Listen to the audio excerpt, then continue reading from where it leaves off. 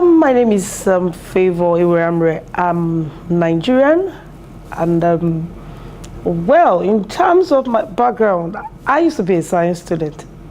In fact, in my first degree, I studied BSc biology, and I decided to change when I wanted to do a master's degree because I was tired of, doing the same thing. I wanted to do something different.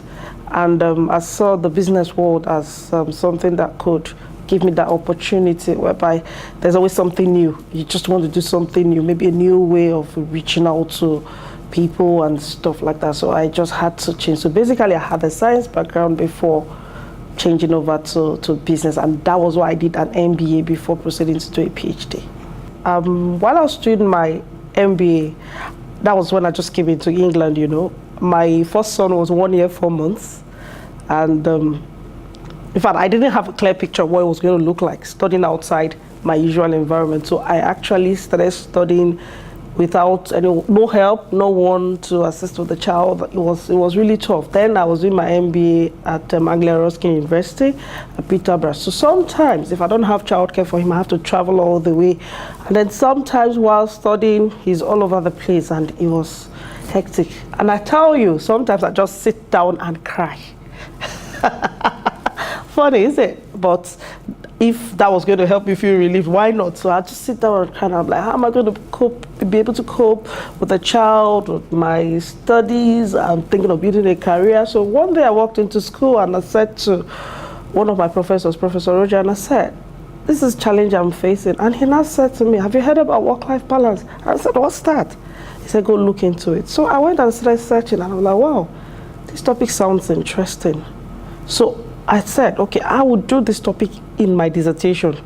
That was when I started picking interest. And I had a chat with my academic mentor then in Anglia Ruskin. He said, I think you can do a PhD with this because you're so keen knowing so much about this. I said, okay, that's fine. So I started applying. Actually, I applied to 10 universities, and all I kept on hearing, oh, we don't have a supervisor for you, or one story or the other. But as soon as I called John Moores, there was this, in fact, there was like hope. They gave me this hope and this assurance. Okay, don't worry, we'll try and look around. You should be able to get a supervisor. We'll see. Okay, just send us your proposal. So there was this, in fact, it was more or less like after I had almost given up on doing my PhD in the UK, and I was hearing, don't worry, we'll try and work out something for you, look for someone. So later they got back to me, like, we'll have someone for you. Send in your proposal and let's look at it. And then they invited me for interview. In fact, they said, okay, you can do it over Skype if you can't come.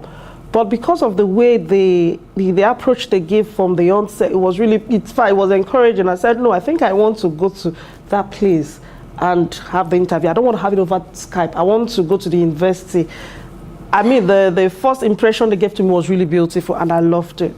So I traveled all the way from London. I used to live in London anyway. Traveled all the way from London down to Liverpool, and I said to my husband, this is the place.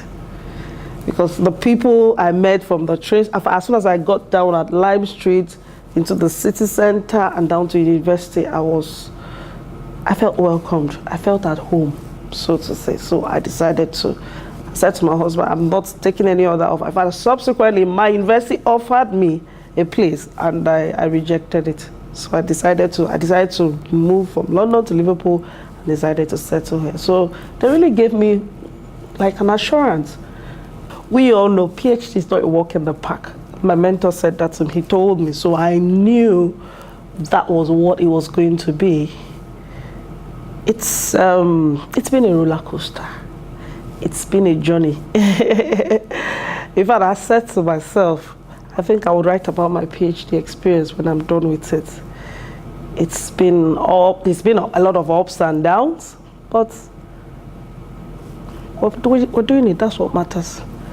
At least there are a lot of people who really care about your well-being, asking after how you're doing, how the kids, So it still gives you that push to keep doing what you're doing, And the fact that I'm doing a topic that I'm so passionate about is a topic that is personal to me.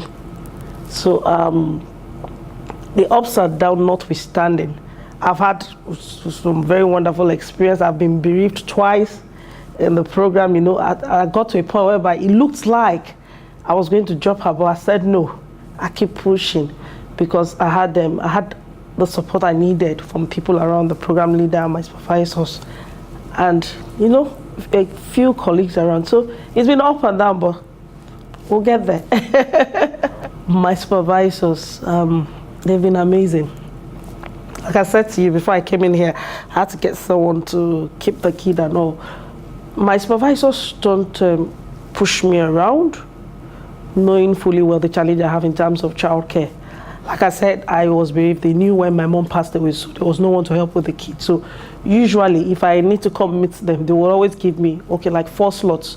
Check out these 4 different days and find out the day you can come, that you have help with your child. Usually, days my husband is off, so, they always do that. And I think that's the greatest support I can ever think of. And then they always go, how are you doing? How's your health now? So even when I don't feel good, when I feel down, I can come sit here and open up to them and talk to them. It's not like it's just the academic thing. No, there's a relationship. In fact, I was saying to someone the other day that I love the fact that whenever I bump into one of my supervisors, she always gives me a hug and she's like, how are you doing today? Oh, you're looking well today. And if she feel I look so, she's like, oh, what's going on? I think you need some sleep. Just that alone, I mean, it's been awesome, because in the course of my research, doing a research on work-life balance for PhD students, I've heard some students from other universities say because they did not get the kind of support they needed from supervisors, from tutors around, it's made them drop out of PhD. But I've not experienced that. That's not been one of my experiences, and I really must commend them. Sorry, I'm getting a bit emotional here. They really stood by me, and it's been awesome. It's been amazing. I know several times the Doctoral Academy has organized some workshops, some trainings. Sometimes I come around, like there are days they tell you write like a writing workshop whereby you sit with other PhD students from different faculties and you just sit and write. I think it's called Just Write. You just sit and write. I think it's amazing. So you've seen every other, there's this boost, there's this motivation to just keep doing. If you feel like you're having a writer's block, just go to that training.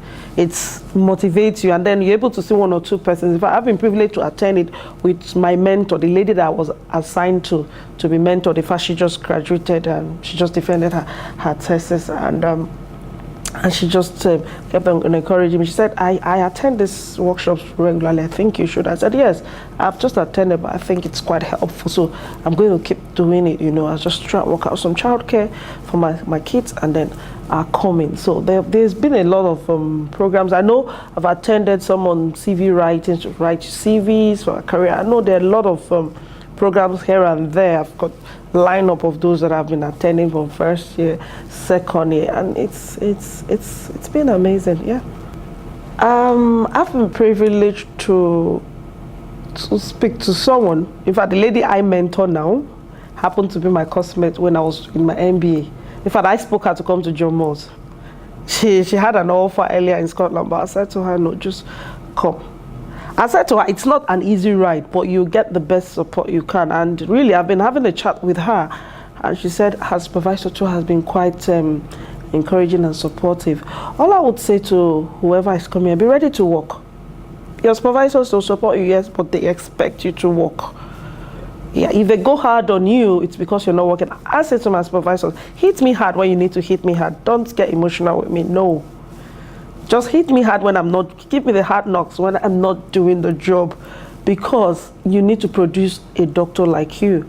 And then one of my supervisors will always say to me, you are the next generation of doctors coming, so you need to get this job done. And that keeps me, in fact, whenever I remember that word, it keeps me going. Like, I'm the future generation of the next academic doctors coming up in academia. So just keep doing it. Just all I'm going to say to them, be ready to work hard.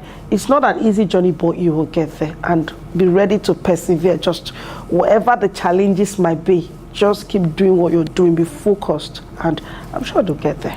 Yeah.